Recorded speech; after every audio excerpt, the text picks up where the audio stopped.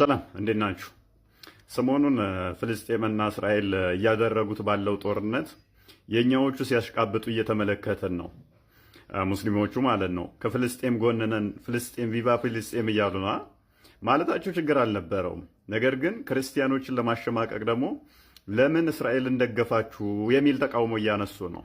ኦኬ እኛ ልንደግፍ ምንችልባቸውን ወደ 8 ነጥቦች ልንገራችሁ። አንደኛ እኛና እስራኤል ቀጥታ የደም ትስስር አለን።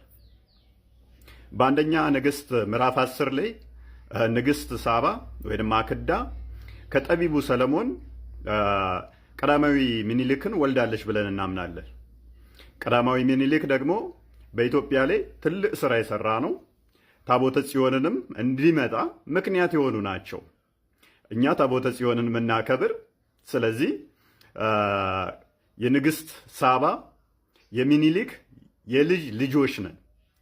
ያ ማለት ከእስራኤል ጋር ዘመድ ነን፣ የጠቢቡ የሰለሞን ልጅ ልጆች ነን ማለት ነው።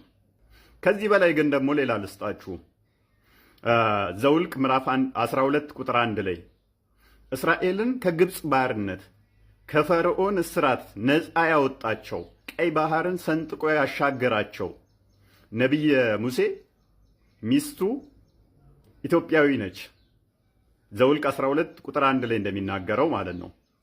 ነቢይ ሙሴ ደግሞ 2 ልጆች ወልዷል። ዘውልቅ 18 ከቁጥር 2 እስከ 5 ሙሴ የወለዳቸው 2 ልጆች ከኢትዮጵያዊት ሚስቱ ነው።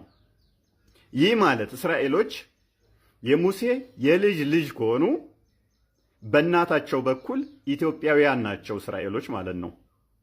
እኛ በአባታችን በኩል እስራኤላውያን ልንሆን እንደምንችል እነሱ ደግሞ የሙሴ የልጅ ልጅ ሲሆኑ በእናታቸው በኩል ኢትዮጵያውያን ናቸው ማለት ነው። ከዚህ አንጻር የተነሳ እኛ እስራኤልን መደገፍ እንችላለን። ነጥብ 2 ብዙ ቅርሶች በእስራኤል አሉን። ዴር ሱልጣን ገዳምን ጨምሮ እጅግ በርካታ ቅርሶች በእስራኤል ኢትዮጵያኖች ስላለን ያ ቅርሳችን ምንም ነገር እንዳይሆን፣ እንዳይበላሽ፣ አደጋ እንዳይደርስበት ከጠላት ወራሪ እንዲጠበቅ እንፈልጋለን። ለምሳሌ የኢትዮጵያ ነገስታት አብዛኞቹ በእስራኤል የሚገኙ የኢትዮጵያ ቅርሶችን አስጠብቀዋል። 4ኛው አፄ ዮሐንስ የሰራው ገዳም አለ። ለምሳሌ የኦቶማን ኢምፓየርን ድባቅ መጥቶ የቱርክን ወራሪ ኃይል ማለት ነው ኪዳነ ምሕረት ገዳም አሰርቷል እዛ። ይሄ ገዳም ስቲል በጣም ተወዳጅና በጣም ታዋቂ ነው። ቱርክን የወሰድን እንደሆን ደግሞ